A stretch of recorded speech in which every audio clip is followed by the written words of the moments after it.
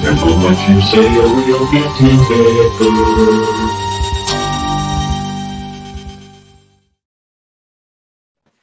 What's up? All right.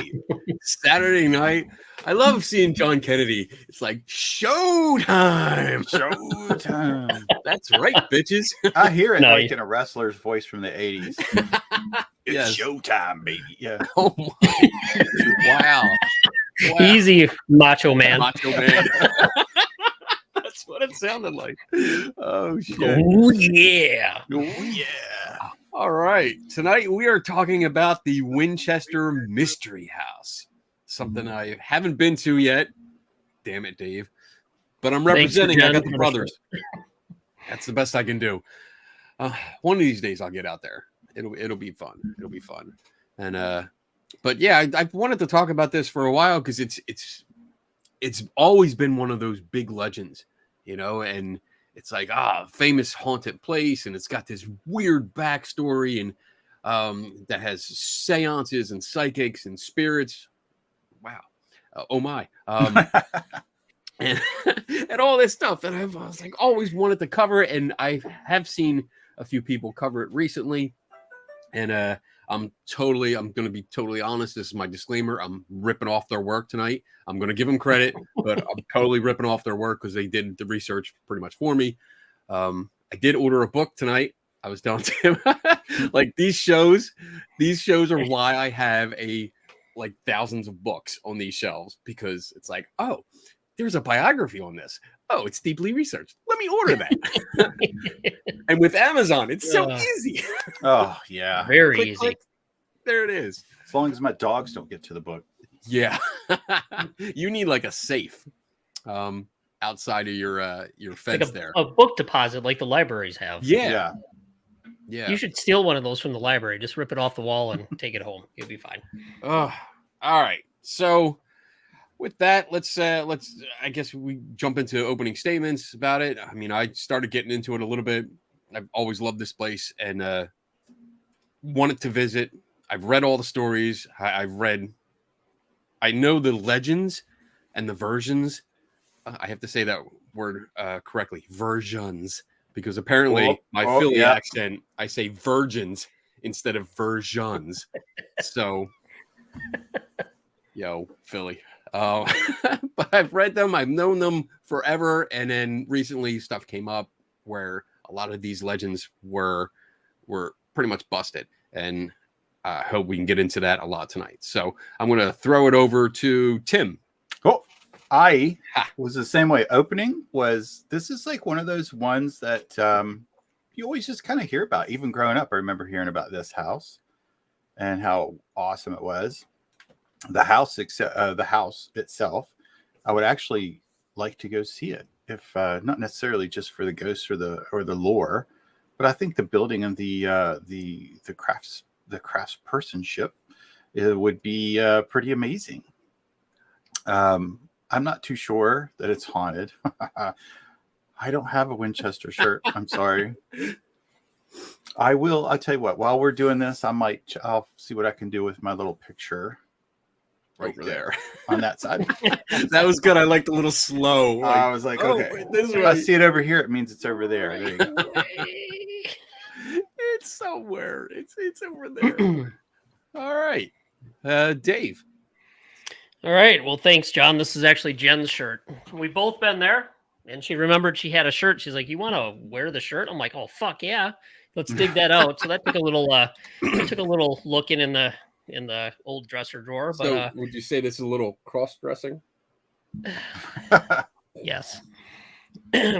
I took her underwear off though, so we're fine. Well, Yeah, so Winchester Mystery House, I've been there. Jen's been there. I mean, architecturally and just seeing it's crazy cool.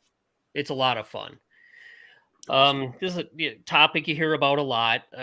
There was a movie, yes, Bob, there was a movie. And I can't remember the exact title of it, unless it was just Winchester Mystery House, but it was good for sit at home and drink some beer and eat popcorn and watch a movie. It was okay. wasn't it They the totally, same? Wasn't it the same series as like the Annabelle I people? believe it was. Okay. I'm not 100% sure on that, but I believe so. Okay. But I mean, they really embellished the total ghost stories and went way off the deep end, like they usually do on those type of movies. But like Tim, have some doubts about it being haunted. I mean, obviously, you go there for a quick tour, and you're not gonna. You hear all the stories and hear all the things they say happened, and people claim strange things have happened. But again, it doesn't seem like there's a lot of documentation to it. Mhm. The other thing you find out is a lot of things that people said about Sarah Winchester and what happened in that house never happened. Right. And there's reasons why there's windows and rooms and things that go to nowhere. And I'm sure we'll get into that Right. as we get into the show. Again, same thing with seances, mediums, all this stuff that supposedly happened there. Maybe it did, maybe it didn't. We'll talk about that tonight. But it's a awesome, awesome place. So if you're ever there, you got to go see it just for the crazy architectural wonder of it. Yes. And it's just really fun. It's like a big fun house. And I was there a long time ago and had a great time and would love to go back. So I look forward to the discussion tonight, but I'll give the what I'm going to call the Biddle disclaimer. I was pretty busy this week and today, so I did no research for this. The Biddle I'll be disclaimer. looking things up as we go and maybe playing the quiet, grumpy old man role tonight. Oh, playing. You're a natural, buddy. Fuck you. Oh, I love it. I love it. All right, that's it for me. So looking yeah, forward to it. I'll jump. Oh, there we go. Gene. There we go. I'm working on it. Oh, What is that? Tim, are you on your that's Winchester. oh, Lots of Winchesters tonight. what site did you pull that off of? You might want to be careful the next one you put up there. That's in the There we same go. places. All right, so I'm along with the Biddle disclaimer. I'm gonna tell you, a lot of the work that I'm pulling is from Brian Dunning of Skeptoid.com, and also the Wikipedia page which was recently updated by Adrian Hill, who is I had on my show a couple weeks ago. Great researcher. She loves doing that kind of work. And a lot of this is based on the work, the biography by Joe Ignafo. Did I say that wrong? No, I Close just enough. love that. I love the oh shit moment when you're like, Shit, like, I didn't practice this I earlier. didn't practice. Damn it, I gotta pronounce a name. Shit. Damn it. But yeah, there was a biography written by him, and definitely, I mean, deep research into all of these claims and a lot more.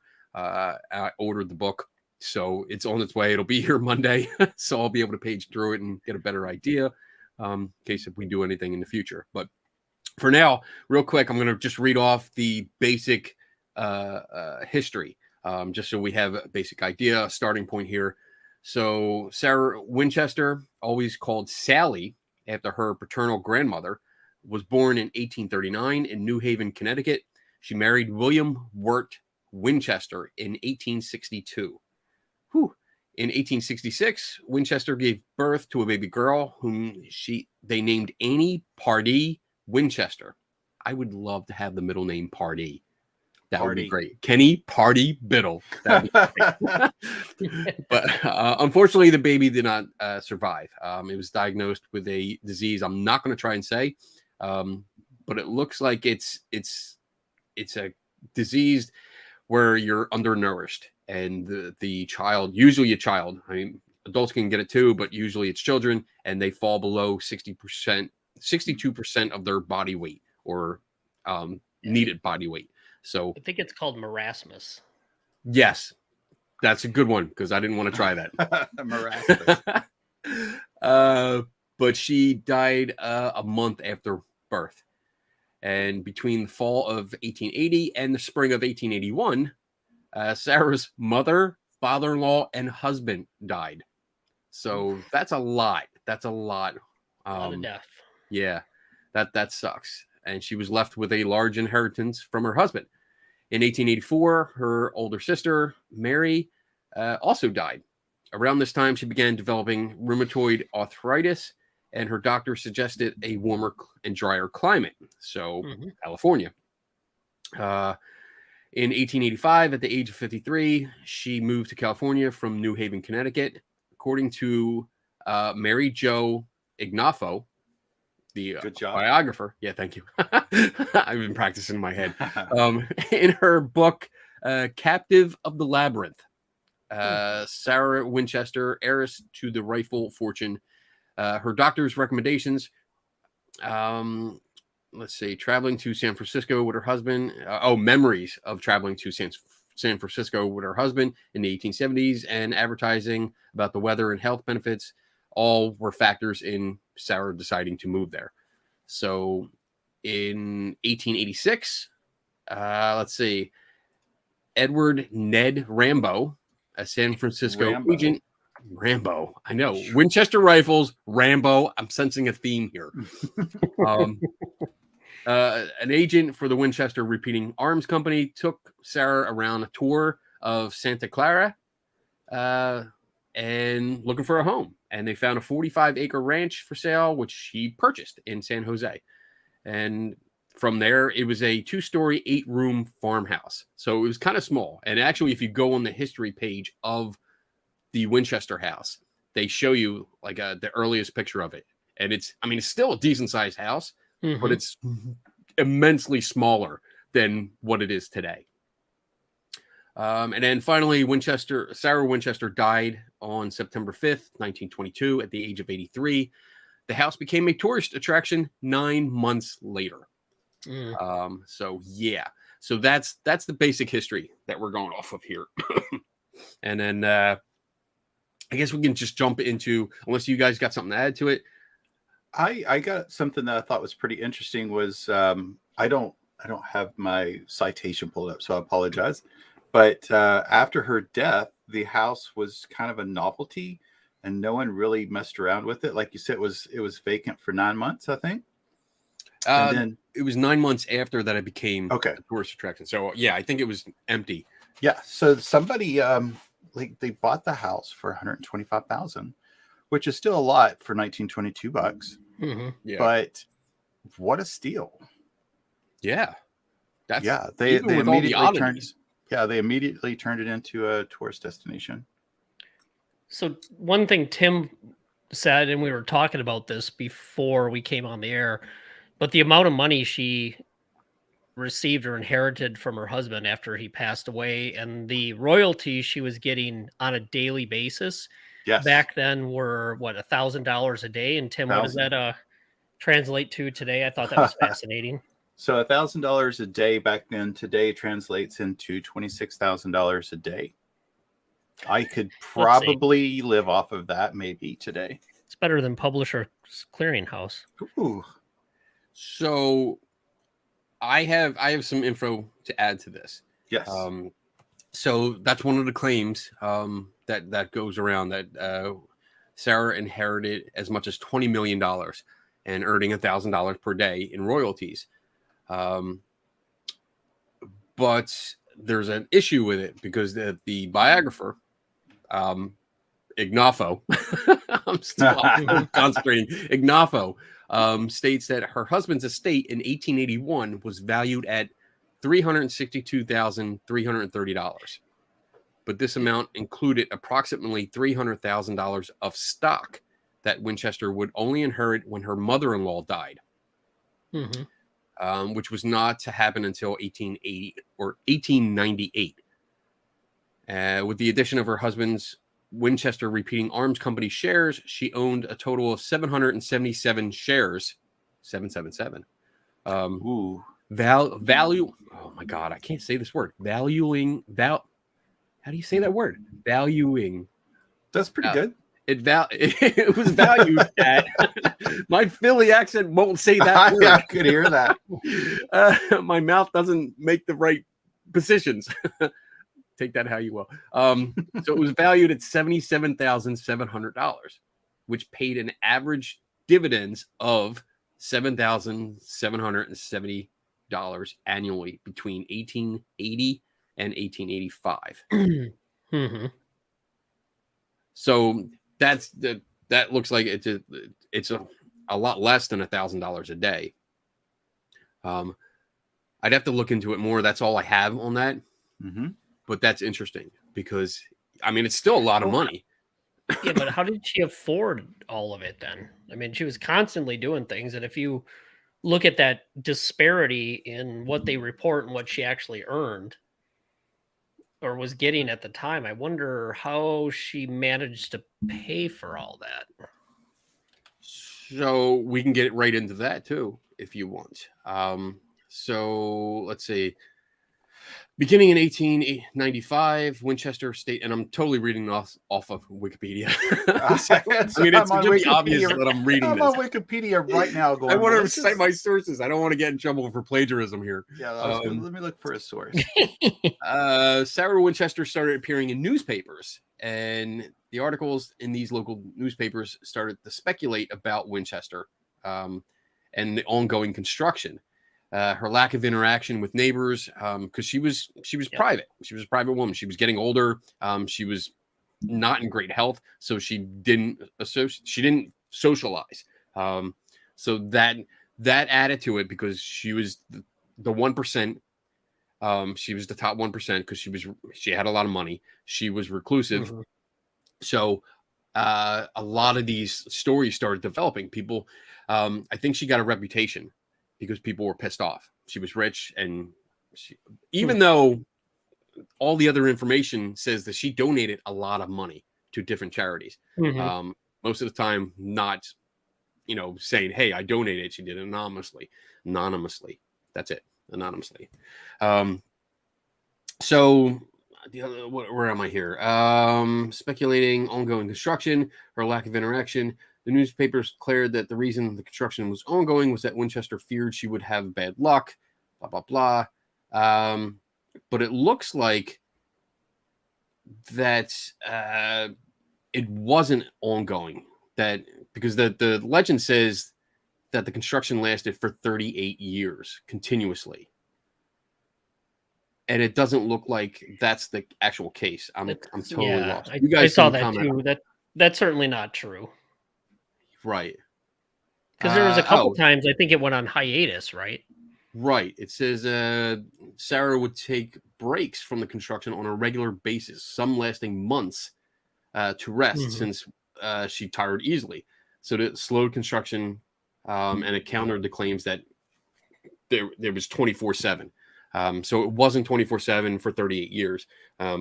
Yeah. For several months they would stop at a time because she just, and something to, and this will come up later, but she was designing everything.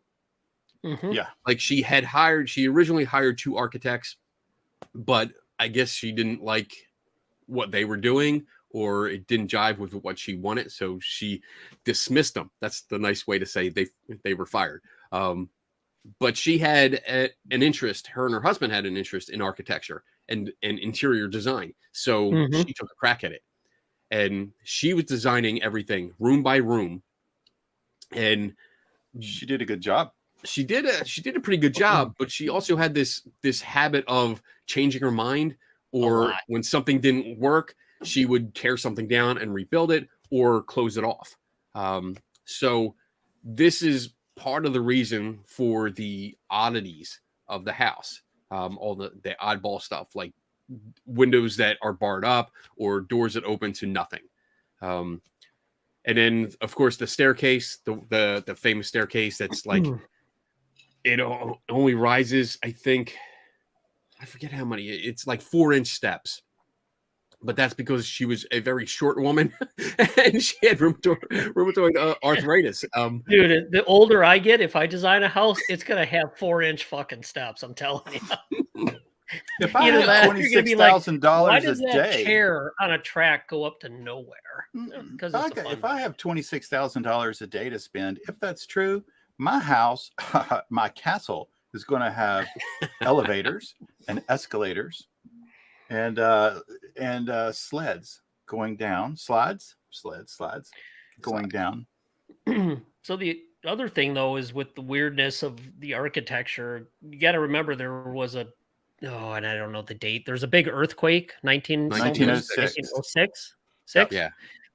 And that led to a lot of problems, obviously, with the house. And then they kind of built and repaired, and I think that played part of the role in some of the weirdness, and not all of it, but part of it. Yeah. But I think what you're talking about, you keep changing your mind, and I mean, you can only have so many things where if you look at it, there's a road actually going out of Wisconsin into Illinois, and it's like they just gave up. It just ends abruptly, and they put an off ramp to another road. To me, it reminded me. It's like an analogy to the Winchester House. It's like, okay, I think we're done with this part. Let's just build around it, Right, and do something different. right. Which I don't know, that would drive me nuts though. I'd look at that house and I'd be like, it's cool to see, but I'd be like, I can't fucking live here. I don't know where I'm going half the time. That's because you're But old. think about that. If you have arthritis and other medical concerns, her mind must have been pretty good to know where the hell she was going all the time in that house. Yeah. That might have helped keep her mind sharp. That's where the arthritis came from. All those stairs going nowhere. She'd get up there, turn around and come down. I mean, you gotta think, like, this is 1885 was when she purchased the property. She was 53 already.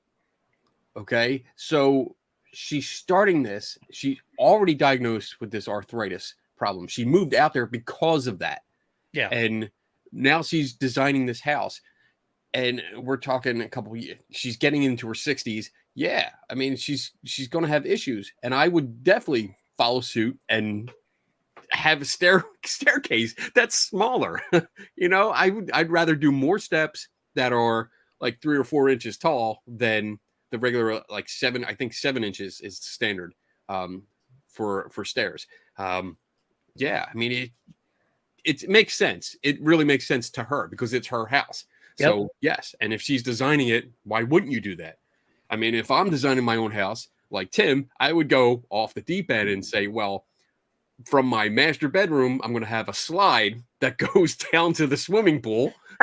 I'm also going to have a fireman's pole that goes down to the kitchen. So that's my dream. So if I ever hit the lottery, you know what I'm going to have. If we design a house like our train of thought during the week, trying to talk about topics and come up with one, it would look exactly like this house. Right. That's good. That's good. So you mentioned the earthquake, and I'm reading here. It says the 7-story tower and most of the chimneys collapsed. One entire wing was destroyed, along with the 3rd and 4th story additions. Sarah had the rubble removed, but had little more done to the property after the earthquake. She had several other houses. She wasn't in the house when the earthquake hit, but she really didn't do much at all. And that's why you have these doors that open to nothing, because there used to be a balcony there. And it fell off during the earthquake. She just never repaired it. Pipes that were protruding from where window boxes were left there because the additions were gone, or the entire wing was gone. And the smart thing to do is to wall them off so somebody doesn't walk out and fall off of the 2nd or 3rd floor of the house. But yeah, I mean, there was no reason. By that time, I don't think she was living at the house at all. She did later have she had maintenance people there. She had an elevator in 1916, but that's about it. So there's no reason to, well, you know what? I'm not really living here, so why bother rebuilding? Just leave it alone. If it's not going to bother anything, leave it there. I mean, when she died, though, the number of rooms and it's crazy in that house. What was it like? I think I'm reading the same thing you are from the Wikipedia article Yeah. because I'm doing We're all- research as we talk. I did my research on YouTube, so Very I'm good. I'm more valid. Was it 160 rooms, 2,000 doors, 10,000 windows, Mhm. 47 stairs, 47 fireplaces, 13 bathrooms, and 6 kitchens. Yeah, that's a decent amount. It's a sizable house. I mean, yeah.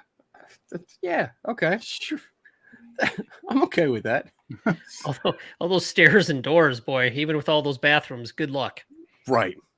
Are you drinking moonshine? Mm-mm. That is straight Southern comfort. All right. I was like, damn, you got a Mason jar? I did that. Was Moonshine. it last week or the week before? Oh, yeah. And Yeah. I will not do that again. Yeah, I remember. It was painful. All right. So let's talk about cleaning. Yep. Don't worry. If we have a house like that, we will have maids, and butlers and all that kind of stuff. Because I think I would be the same way. I mean, honestly, when I think about being rich, it's like there's a certain list that I have of things that I want or want to do, but then the rest is like, well, let's spread the wealth. Like I want to help my friends out. I want to help people out. So, Tim, make sure you pull that clip on the recording. I've got it already. I've already marked it. Yeah. Okay. Thank you. All right. All right. So let's hit the beginning. Let's start at the beginning of the story. So the legend, part of legend, I have these cut up here, but Sarah built the house on the advice of a psychic that she had met in where she grew up, Connecticut. Mm-hmm. So she visited a Connecticut psychic who told her she had to escape the tormented spirits of all those killed by the Winchester rifle. And the psychic was telling her, you have to go out, you have to build this house. And the psychic's name was Adam Coons. What was the psychic in any way linked to the building company or the architecture that was going to This is exactly where I went with this. Yep. I'm sorry, it was a Boston psychic. I want to clarify. I want to get my facts straight here. Boston psychic. Boston. You gotta build a house here. That's good, Dave. Shit. Your cousin from Boston. Your ghost cousin from Boston. Oh man, I can't do it. Hillbilly's all I got. That's it. That's just about it. That's it. All right. So we were talking about this before we went live. Just throwing it out there. And Tim, like you were talking about, you were trying to find stuff on this person. Yeah. This guy. Yeah. I actually, when I first went through this, I really became kind of fixated on who this psychic was that made such a huge, or allegedly, or at least apparently, made such a huge impact on her to do this. And I really couldn't find anything about this person. I did come to cite, so I don't get in trouble, I guess, the Skeptic blog, Mark Edwards article. Mark seemed to go down the same rabbit hole I went and was looking for this person. Not really finding a whole lot on it, but apparently it was just like you said, it was after this visit that she took off and started doing what he advised her to do, which I again, exactly. I know it's kind of funny. We're making a little bit of light of it, but like, did he have a financial gain? Did he have somebody out there? I get so suspicious. I don't know. I can't find him. I can't really find much about him. Every time I Google him or look up for him or try to look him up, it comes right back to articles about the Winchester House and nothing. Yeah, but he's cited as a famous Boston medium or psychic of the day. Maybe he is. Maybe I just didn't do enough yet, but I couldn't find him. So, not me. That whole concept of you got to build this house, to have all these features that keep the ghosts from finding you. And these are the ghosts from the people who are upset that they were killed by the Winchester gun. So from my personal viewpoint, somebody shoots me, I'm going after the motherfucker that shot me. I'm not going to haunt the person who made whatever it was that got me. So it's an interesting concept, and I'm sorry, but if there's part of your consciousness that can survive after bodily death, do you not think I can find out where the living person is in the house? Right. Seriously? I mean, I know Kenny told me before the show, stop being so logical. I want to cut it. Adrian, I know you're watching. I see you watching. I did a disclaimer before the show and totally admit it that I was ripping off your work. I'm totally reading from Wikipedia page that you updated. So thanks for coming on. This is where I'm kind of at as well. Right. Like, it's really difficult to find anything like that. It looks like to be reported a famous Boston psychic medium. Right. That was such an integral part in this story. It looks like there would be something at least linked back.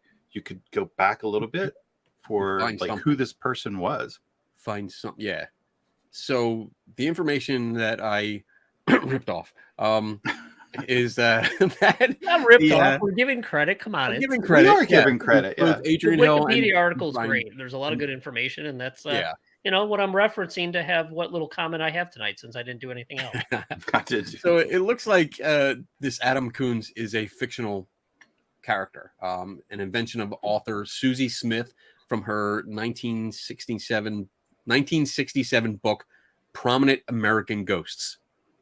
So she apparently expanded on the mythology of Sarah Winchester's obsession with ghosts. So it was already in the papers. It was already becoming a popular pop culture, popular myth about Sarah's involvement with the paranormal, supernatural, ghosts, and all this shit. So it looks like that's the origin of that particular story. That this psychic came up and I mean, there's no records.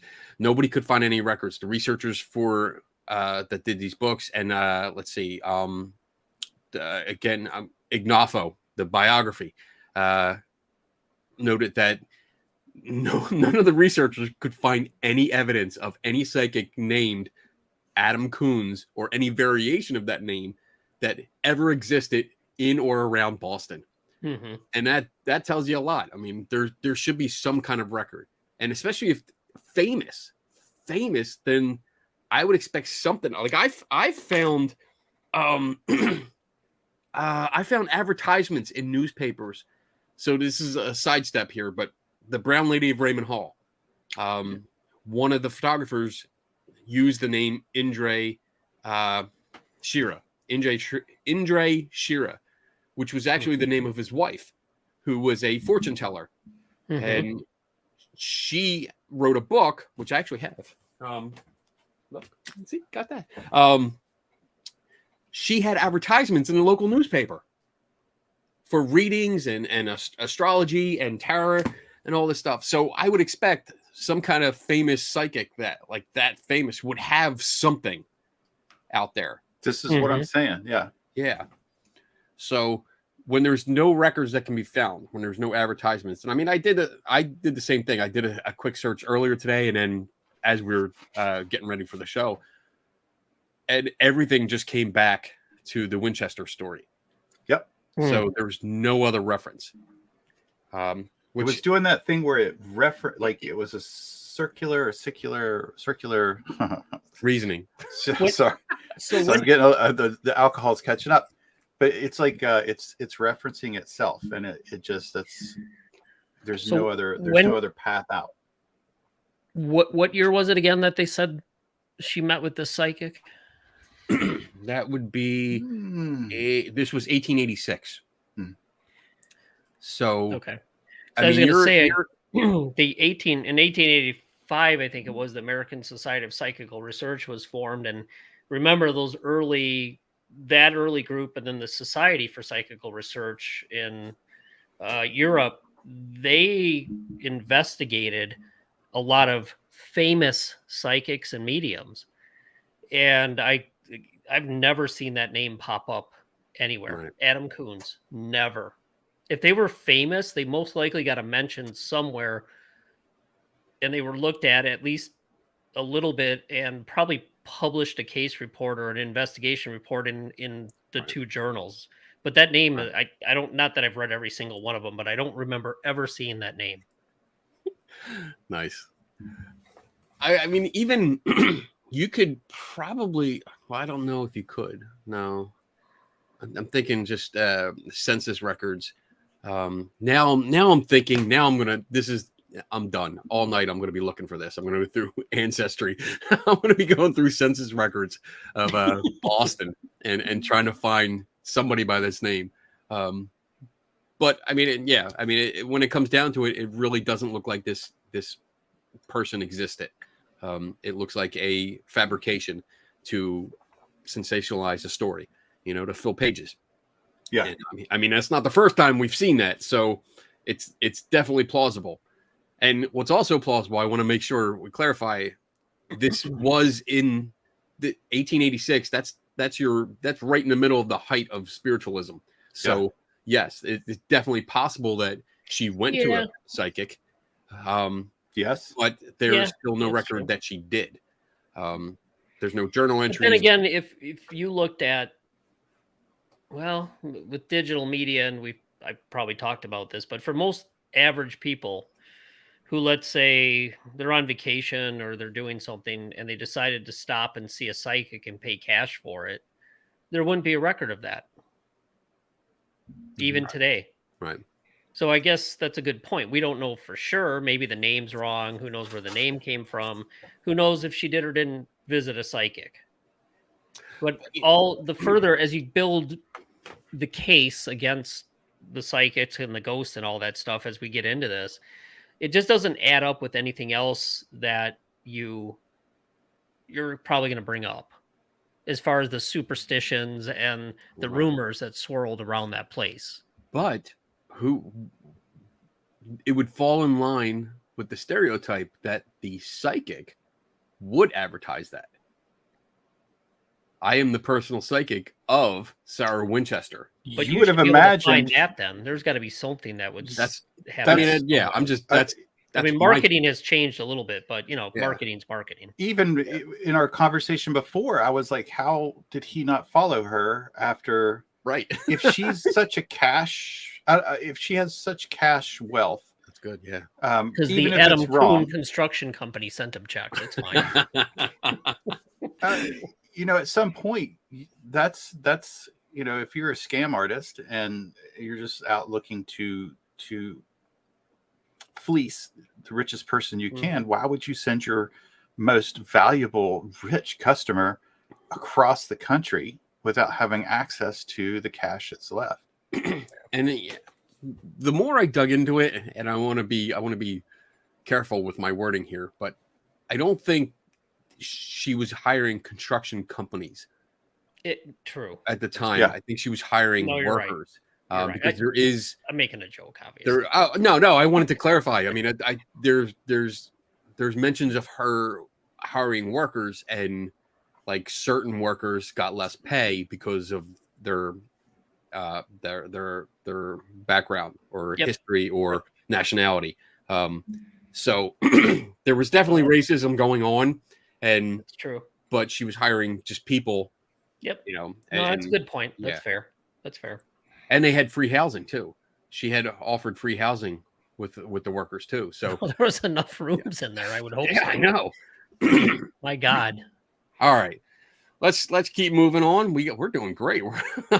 For something. This was another show where I offered the topic out, and both of these fuckers were like, yeah, it's claimed to be haunted. It's not. Here's proof. Boom, done. That was wrong. Next topic. Wrong. Yeah. 40 minutes in, we're still going. So bite me. Let's see. The nightly seances. So according to legend, she held nightly seances in a special room, advising her on what to build next. the so-called Blue Room, a chamber near the middle of the house, said by tour guides and brochures to be the famous seance room where Sally or Sarah Winchester, because she did go by Sally, so we probably should call her Sally, held her nightly seances. So did you guys look into that at all? I didn't find anything that supported the nightly seances thing I ended up in the not vast amount of research I did. from searching for this non-existent psychic. I ended up with oh, Kenny, you're going to be so furious. Famous. I'm not going to forget his name. He stayed the night there, looking for a ghost for proof of the paranormal. Houdini? Escape. Yes, thank you so much. Houdini was there. Yeah. Yes. Yeah, and not only that, but there was another person, and I can't remember his name. He stayed there for a month and a half, trying to document anything, and did not find anything. So I started down the rabbit hole there of looking to see what that person was there for, and if he wrote anything that I could find that he may have published, but I did not. But I didn't get into any seances that were there. No. So between where is it? I have to keep looking at the name. I keep forgetting what the name is. Ignafo, the biographer, and recounted by Adrian Hill and Brian Dunning.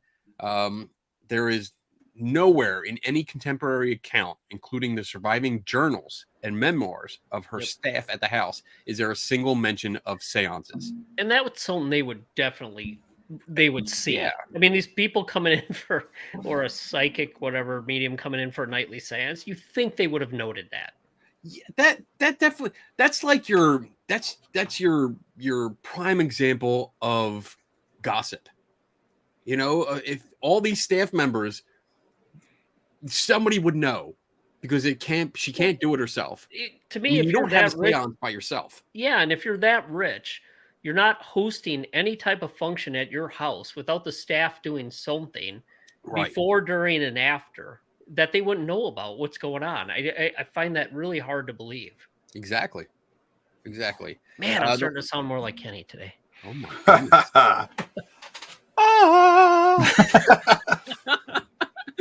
Better take another drink and recalibrate.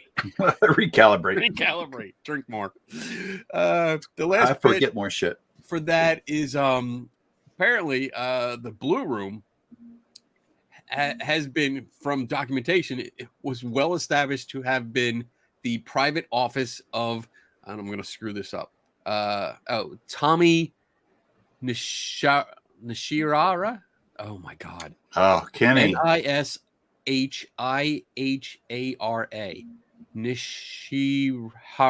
Nishihara. Oh, I hope I'm going to get in trouble for that. He was the longtime head. Shut up, Dave.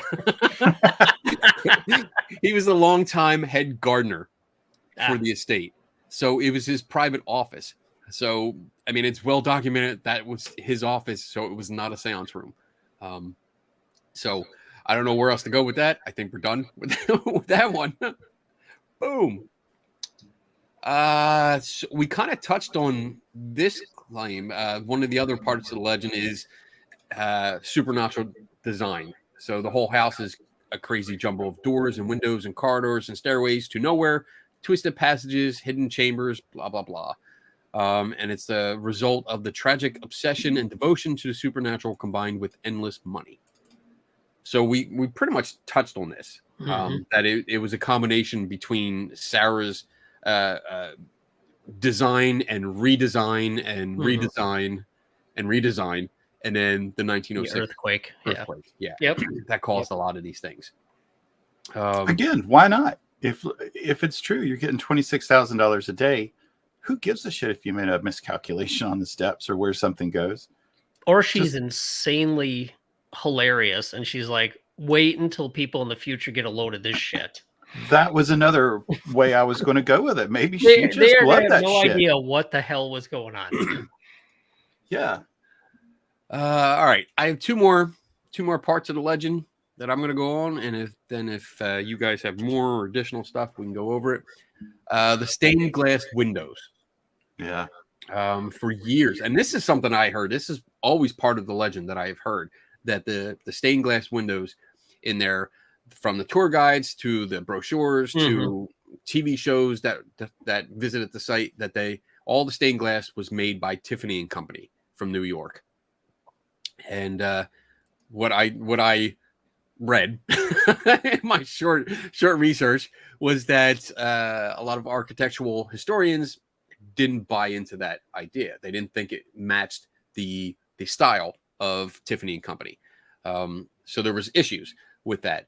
And then let's see, workers and caretakers, historians, they actually did some research, and let's see, recent years they zeroed in on a man named John Mallon, a great San Francisco glass artist of the late 19th century. They found his work closely matched what was found in the Winchester House. And then this is actually kind of cool. And I'm totally quoting, I think I'm quoting, I don't know who I'm quoting, either Wikipedia or Dunning. And if it's Dunning, fuck Dunning. No, I'm kidding. I like it. In 2019, Winchester staff was warming to this identification that it was this guy, John Mallon. When I'm not even try that word. Renovators opened up a wall in the house, which is very rare. Apparently, they don't really tear down anything. But they opened up a wall to do some kind of renovation, and they found an envelope from Mallon's Glass Company, the Pacific American Decorative Company. Yeah, that's what it was called, Pacific American Decorative Company, located in San Francisco. The envelope had been opened and was empty, but its postmark was from July 1894. That's what we call a Scooby Clue. Yes. So, according to staff and a lot of these historians, this mystery is solved. That that's good enough evidence for them that it was this guy and not from Tiffany and Company. Which, I mean, if that's the general consensus, I would go with them. But who fucking cares? Honestly, like, who cares? Who cares where the windows came from? They look nice. Okay, good. My windows came from Lowe's. Not just any Lowe's, but the Fayetteville Lowe's. The Lowe's. That's special. That's funny. All right. Last thing I got is the number 13. Yeah, saw that too. Wrong. He's waited all night for that. He's like, wrong. They've spoken. Fake. Not true. Fake news. Move on. All right. Fake news. So, all right. I'm good with that. So the legend says that Sarah was obsessed with the number 13. And the house has 13 of pretty much everything. The chandelier holds 13 candles. There are 13 bathrooms, which I think Dave read off the stats, and that's already incorrect.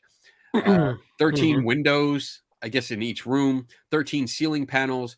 13 coat hooks. Right down to, and this is interesting, 13 holes in the drain covers in the sinks. So, from what I found, again, with my Wikipedia / Skeptoid research, the off-the-shelf drains with a floral pattern are the only place 13 actually appears in the house.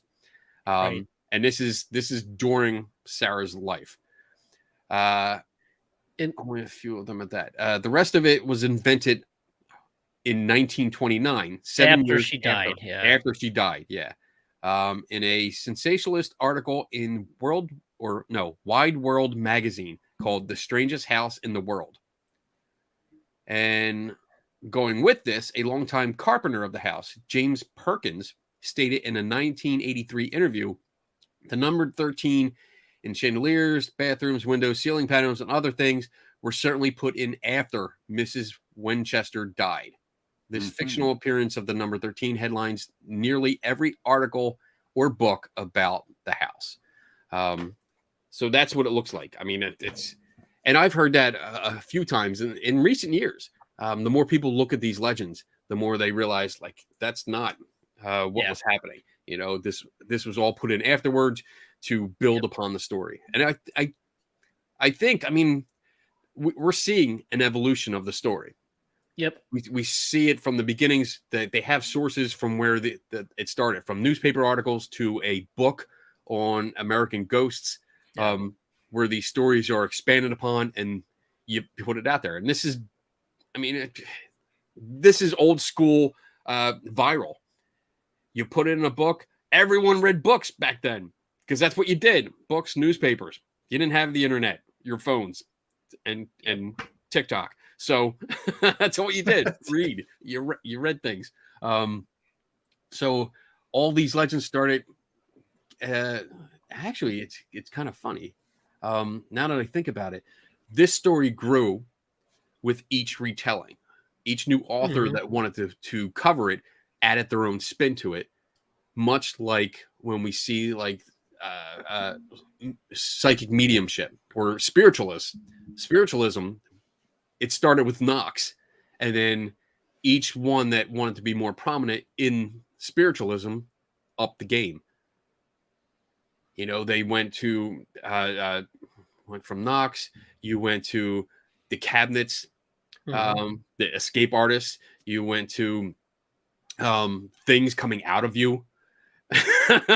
And I mean, careful.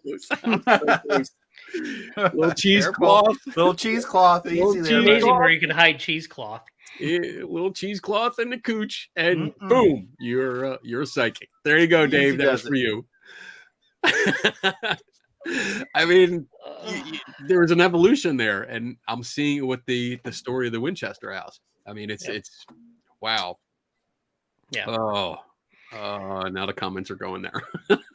Anyway, moving on. I think we picked this apart.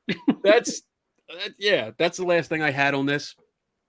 I don't know if you, Dave, in your 10 minutes of research before the show, did you come up with any other things to cover? No, I mean, people reporting, certain cold spots, footsteps, and this is again in the Wikipedia article, cooking smells, odd sounds, the sound of music, those all had natural explanations. Everything from her playing music to, maybe just associated with just the older house or people misperceiving or misinterpreting things. It doesn't seem like there's just a lot of things to back what the claims are. And it's almost like, if there truly was any activity there, it's like, well, I'm thinking it's probably not coming from the stories we heard of and the information that people are repeating. I mean, it sometimes it raises an interesting question. I mean, you get the priming and the confirmation bias, and you're going in there looking for things. If you've heard all these stories and you believe them, you misperceive or misinterpret things, or do you actually, play a role in that interaction between the environment and yourself, and you're creating things that might possibly be considered paranormal experiences. So that's the only other thing I would add. Otherwise, there's really, when you dig into it, there's not a lot of documentation or evidence to back up some of the stuff that's been claimed. I mean, sure, could she have gone to see a psychic and nobody knew about it? Yeah, sure. Yeah. Why not? I mean, nobody ever kept credit card receipts back then, so who the hell knows? I mean, you don't know. Maybe it happened, maybe it didn't. But when you start putting in the lack of documenting that with the lack of documentation from the staff, for example, on the seances, it becomes a little hard to believe. And again, the logical part of me is, as if I'm a ghost and I knew somebody killed me or shot me with, let's say not a Winchester, I don't know, whatever, Smith & Wesson. I'm not going to go and haunt the Smith & Wesson family. I'm going after the person that came after me. So to me, it doesn't make a whole lot of sense. And there's just not a lot of claims. Even people who have been there, if you look at, they say it's the most haunted house maybe in the world, and there's thousands of ghosts there. why are there so few actual claims that come out of there of paranormal activity? Right. That's the thing that kind of gets me too. I'm kind of like, oh, really? If it's the most haunted, thousands of ghosts, damn, you should be reporting stuff left and right, not just here and there. Right. So, fun fact: the first universal credit card was introduced by the Diners Club in 1950. This is why it takes a whole fucking week to get a topic. This is Ooh, when did the first credit card come out? Okay, 3 hours later. It's so true. It's so true. It's like it's great though. I love when we get off on a sidetrack like that because it's interesting. To me, it's fascinating. I did not know that, so that's good stuff. But it is a pretty good insight on how the prep work and the week before the show goes.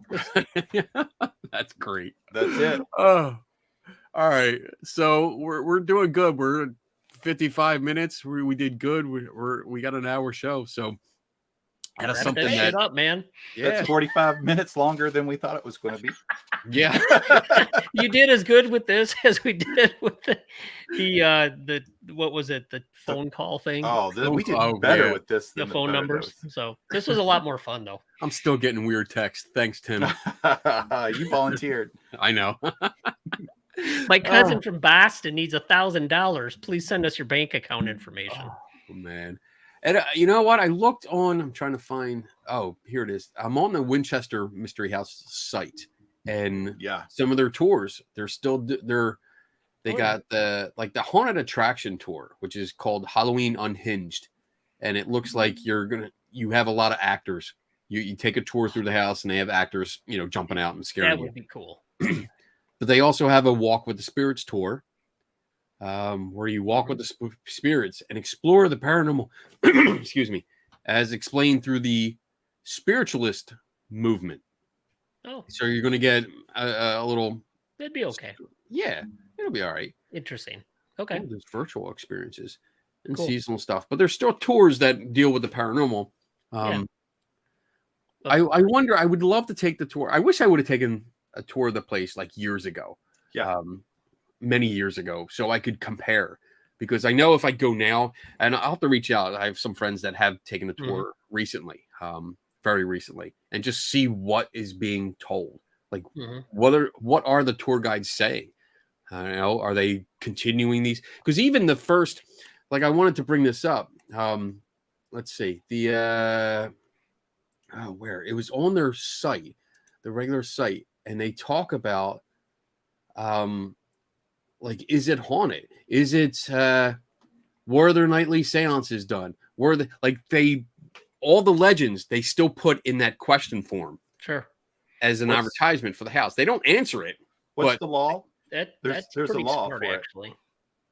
There's a journalistic law for anything that's asked in a question you can answer with no. No. Right. What is that shit? Common See, sense. this is another branch. No. Oh, no. Yeah. Yeah, I got to find it. Yeah, you find it. All right. Find it and we'll swing back around. Let's do our wrap up. So, Dave, you go first. Fun topic. Lots of stuff to talk about. Great place to visit. Highly encourage you to visit it and enjoy. But just don't believe all the stories and the rumors that are out there. That's about it. Okay. Betteridge's law of headlines.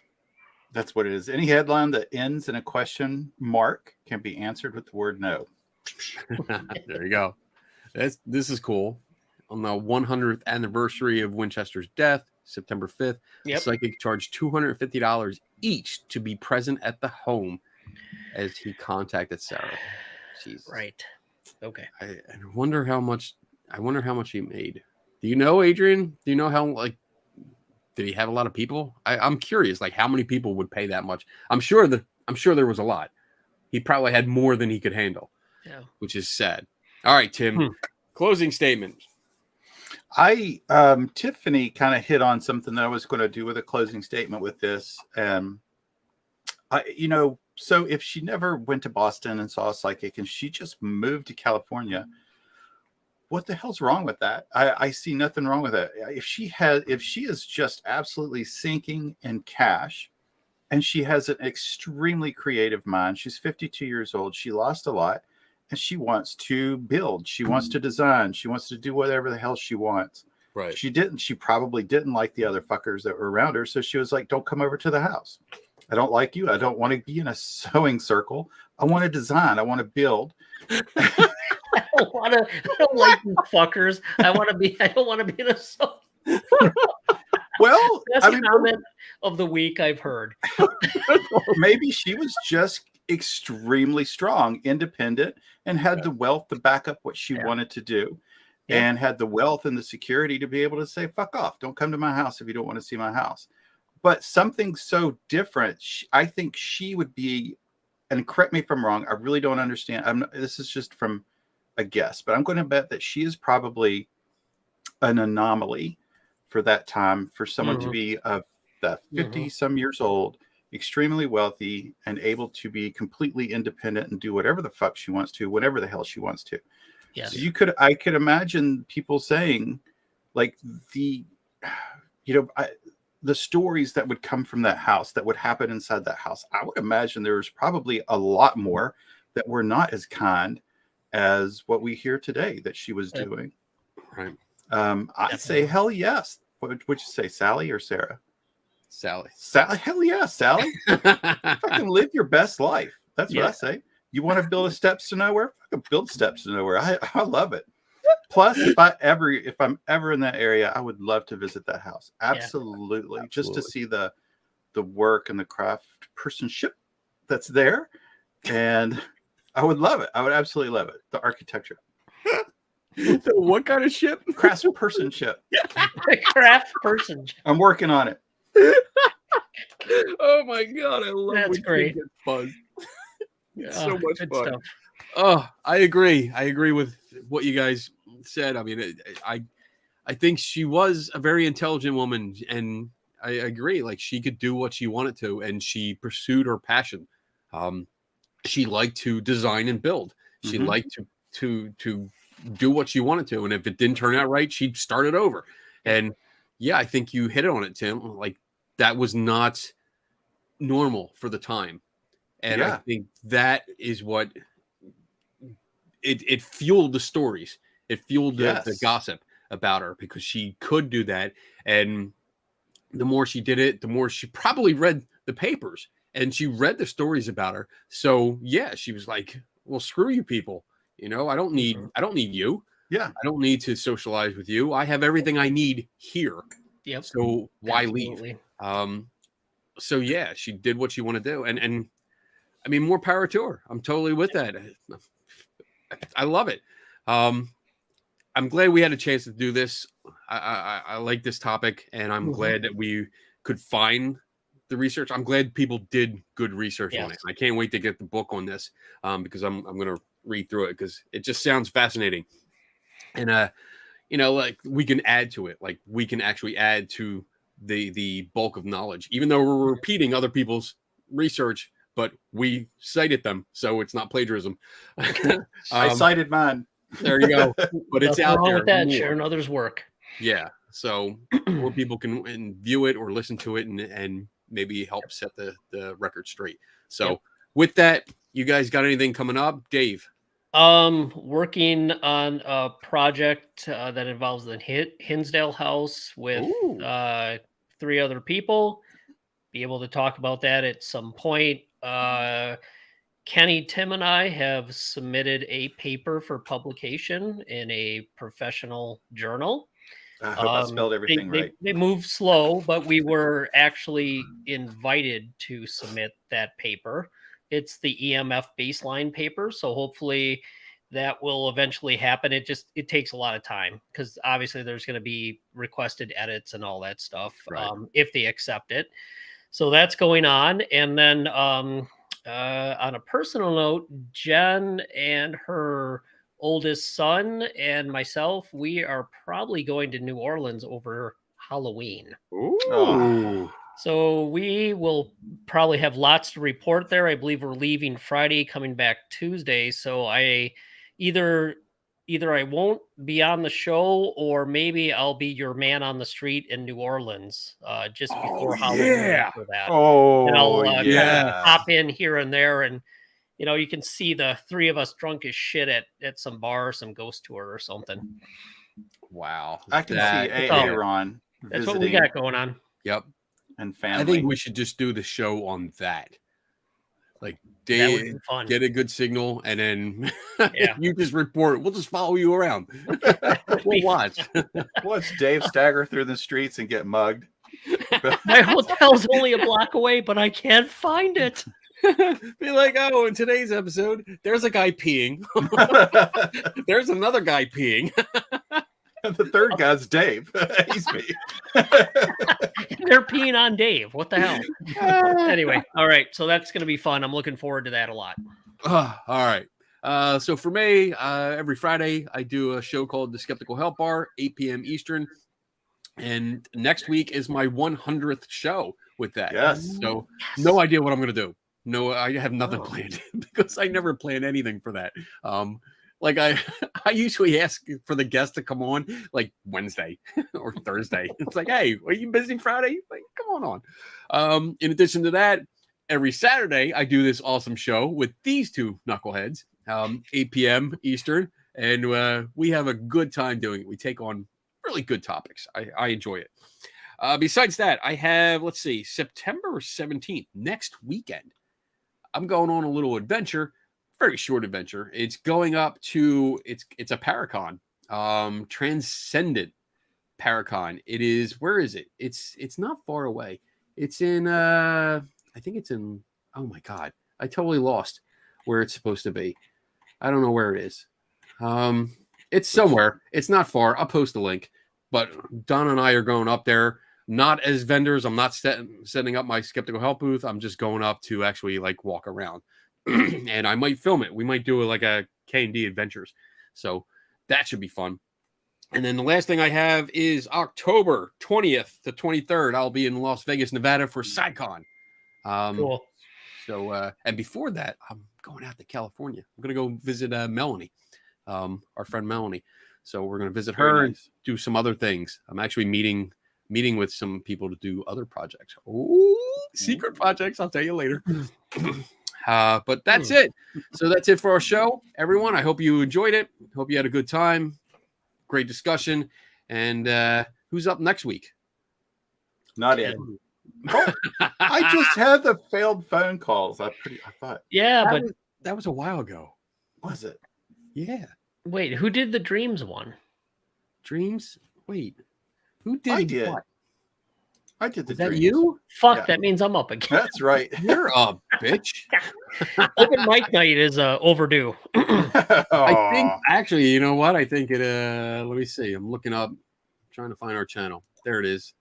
Let me get on our channel. And let's see. Tim was last week. Yeah. Me. Okay, it's me. That's So fine. he did, yeah. I'll come up with the topic. Well, no, you can do open mic night. We'll see. That was 3 of us. Yeah, We'll we'll see. see. All right. We'll see. All right, everyone. So that's it. Enjoy the rest of your weekend. Have fun, and we'll see you later.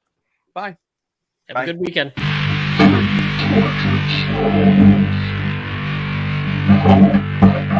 Portraits.